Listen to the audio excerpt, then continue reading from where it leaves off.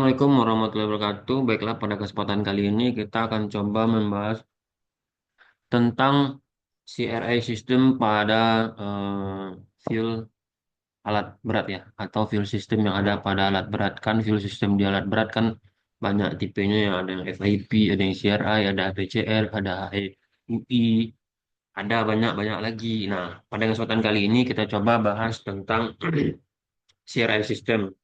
Nah, perlu digarisbawahi yang pertama di sini saya sharing ini atas nama pribadi ya, atas nama pribadi, atas pengalaman-pengalaman saya yang telah saya lalui. Jadi saya di sini tidak mewakili pihak manapun. Jadi saya hanya ingin berbagi dan jangan sampai nanti di kemudian hari saya terikat atau kena masalah ya, karena tujuan saya hanya sharing, sharing dan berbagi. Kalau yang kita sharing atau kita bagikan bermanfaat untuk orang lain kan otomatis kita mendapatkan amal jariah ya, atau pahala juga, ladang pahala juga bagi kita. Orang lagi kesusahan terbantu sama kita. Kalau bantu-bantu duit kita belum bisa ya. Nah, kita pun mesti butuh duit ya. Setidaknya kita bagikan lah yang bisa kita bagikan. Satu dua orang terbantu itu udah mantap kali ini. Jadi yang pertama kita akan coba bahas tentang CRI sistemnya. Lanjut kita bahas, yang pertama kita bahas itu tentang jalur fuelnya. Di mana untuk jalur fuelnya itu langsung saja kita bahas untuk nama-nama komponennya. Ada pada kiri, pada kanan layar ini, tinggal teman-teman baca, tinggal teman-teman screenshot, terus tinggal teman-teman baca nanti. Nah, langsung saja ya kita bahas untuk aliran fuelnya. Fuel yang pertama-tama itu pasti dari tangki. Dari tangki fuel akan masuk, nanti kita rubah dulu warnanya. Fuel dari tangki masuk ke bawah, masuk ke pre-filter.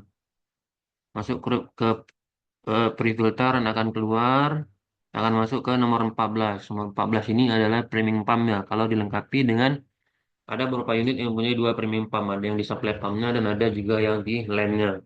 Nah, ini contohnya yang ada di line-nya. Nah, masuk ke sini, masuk dan akan masuk ke sini, yaitu ke feed pump yang 9D. 9D itu feed pump. Feed pump ya. Dari feed pump nanti aliran fuel akan dikembalikan lagi masuk ke 15 di beberapa unit melewati dulu controller coolernya. Controller cooler masuk nanti ke nomor 7. Nomor 7 itu main fuel filter.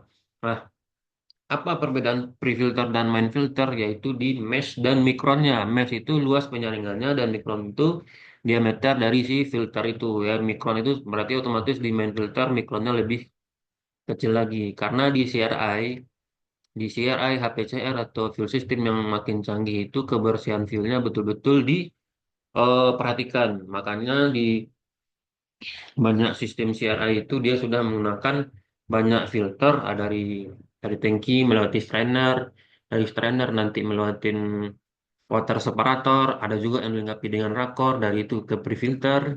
Nah, nanti pre-filter masuk lagi ke main filter. Bahkan ada yang menggunakan dua main filter dan dua pre-filter ya. Kalau di gambar ini cuma satu. Kita lanjut pembahasannya. Mana kursornya ini? Nah, ini ya. Nah, dari main filter fuel akan dialirkan menuju si 9B, yaitu si high pressure pump atau si supply pumpnya.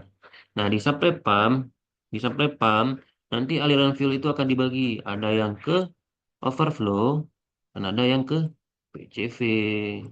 PCV 1 dan PCV 2. Nah, untuk overflow berfungsi untuk membatasi tekanan yang ada di supply pump. Nah, atau secara tidak langsung di overflow ini berfungsi untuk menjaga menjaga tekanan yang di low pressure circuit.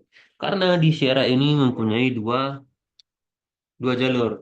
Ada yang low pressure circuit dan ada yang high pressure circuit. Nah, secara tidak langsung berarti yang dari tangki masuk ke filter, masuk ke pre-filter, masuk ke feed pump, dari feed pump dialirkan ke main filter, dari main filter dialirkan ke supply pump, itu disebut low pressure circuit. Berapa tekanannya? Silakan teman-teman cari sendiri. Yang pasti di bawah 10 kilo, oke? Itu yang di low pressure circuit. Nah, si supply pump nanti dia akan berputar. Supply pump akan berputar dan akan menaikkan tekanan. Yang berfungsi untuk menaikkan tekanan adalah si PCV1 dan PCV2. Kapan dia bekerja? Berdasarkan perintah dari si controller. Atau gambar berikutnya kita bahas untuk jalur kerjanya ya.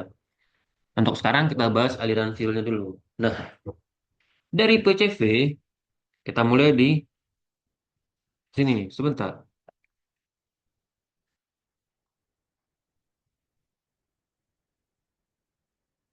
sebentar. Nah, dari PCV nanti tekanan akan masuk ke nomor 10 yaitu common rail. Jadi yang disebut common rail ini namanya common rail ya, kayak dia semacam pipa. Semacam pipa nanti di video berikutnya kita kasih lihat yang mana common rail itu. Nah, dari nomor 10 pressure akan ditampung di sini. Nah, di common rail ini pressure akan ditampung di sekitar 1.200 sampai 1.800 kilo. Nah, ketika terjadi abnormal pressure pada common rail akan dirilis oleh si pressure limiter. Nah, pressure limiter berfungsi untuk menjaga keabnormalan pressure yang ada di common rail. Nah, ketika terjadi abnormal, maka pressure limiter akan membuang fuel yang bertekanan lebih tadi ke tangki. Overflow juga akan keluar ke tangki. Nah, dari common rail tekanan pesan sudah dinaikkan dinaikkan tekanannya sehingga tekanan dari common rail akan masuk ke injektor nomor 3. Nah, tapi dia melewati flow damper. Nah, flow damper ini berfungsi untuk mencegah kehilangan pressure ketika bahan bakar akan diinjeksikan. Dia seperti check valve. Seperti cek valve, dia cuma bisa searah. Jadi bisa dari bawah ke atas, tapi tidak bisa dari atas ke bawah. Nah, itu sih flow damper. Dari nomor 3 nanti bahan bakar akan diinjeksikan berdasarkan perintah dari controller. Controller akan membuka TWV di sini untuk menginjeksikan bahan bakar sesuai fairing order atau proses pembakaran yang ada pada engine 4 atau 6 silinder, tergantung berapa silinder engine yang memakai sistem CRI ini. Nah, kelebihan dari tekanan tadi akan dibuang juga kembali ke tangki. Nah, begitulah aliran fuel yang ada pada CRI. Jadi CRI ini sistemnya sudah menggunakan Elektrikalnya berfungsi untuk mengetahui proses pembakaran, mengetahui kondisi piston mana yang membutuhkan penginjeksian bahan bakar, menaikkan tekanan di common rail, membatasi tekanan yang ada di common rail, dan juga melakukan kontrol terhadap injektor untuk menginjeksikan si bahan bakar. Nah, itu untuk yang aliran fuelnya. Sekarang coba kita bahas untuk cara kerja secara garis besar ya untuk eh, common rail injection. Nah, di mana di sini bisa kita lihat, di sini kita bisa lihat namanya ECU atau Engine Controller Unit. Di mana ECU ini akan mendapatkan inputan dari beberapa sensor. Ada G sensor, NA sensor, rail pressure sensor, fuel control diode, dan semua sensor dan temperatur yang ada di engine. Nah, yang pada engine system lebih cenderung dia mendapatkan sensingan dari engine load. Engine load itu ya beban engine atau dari FGD atau dari deselerator atau akselerator yang dimainkan oleh sama operator. Nah, dan juga dari NA sensor. NA sensor ini terletak di flywheel. Fungsinya untuk mengetahui putaran dari crankshaft. G sensor. G sensor ini terletak pada shaftnya si camshaft. Camshaftnya si supply pump berfungsi untuk memberitahu controller unitnya lagi di top berapa, mengetahui controller. Nah, yang berikutnya ada PCV. Ini masih outputnya. Inputnya juga ada di pressure common rail pressure sensor, yaitu untuk membaca berapa tekanan yang sudah ada di common rail. Nah, nanti semua data itu akan diproses oleh controller dan dia akan memberikan output ke TWV dan si PCV. PCV ini untuk menaikkan tekanannya, dan kalau ke TWV ini untuk mengatur jumlah injeksi, jumlah bahan bakar yang diinjeksikan, timing kapan dia harus ngebuka, dan injection rate controlnya. Nah, tadi kan kita sudah bahas aliran solarnya. Aliran solarnya, tekanan di sini akan fuel dari sini akan bisa masuk ke sini. Nah, kelebihannya akan dilewatkan oleh overflow dan dikembalikan ke tangki. Kapan si PCV ini mulai bekerja? Ketika dia mendapatkan perintah dari ECU. ECU ini mendapatkan misalkan dari FCD atau dari gas yang diinjak. Misalkan gasnya diinjak di 50%. 50%, sehingga controller akan memberitahu si PCV, woi PCV, ini loh gasmu dibutuh apa? Kita membutuhkan tenaga sebesar 50% karena diinjak operator. Akhirnya PCV menaikkan tekanan sampai di 50%. Akhirnya ini camshaftnya berputar, engine kan berputar nih. Nah ini naik turun, naik turun, naik turun. Naiklah tekanan sini. Karena di sini ada check valve juga. Dia cuma bisa searah, ke bawah nggak bisa lagi. Ini naik ke atas mengisi si common rail. Di common rail, pressure akan naik. Di common rail, pressure akan naik.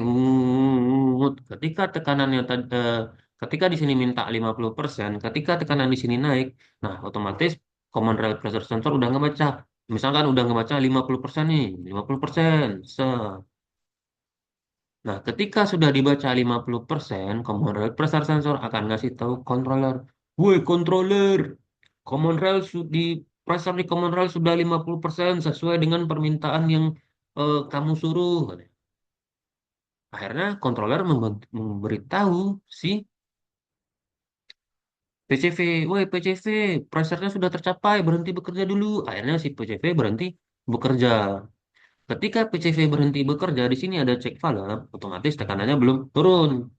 Ah, tinggal tergantung lagi nanti si NE dan G sensor. Misalkan ada 4 piston, NE dan G sensor sudah berkomunikasi nih, kolaborasi sama berdua.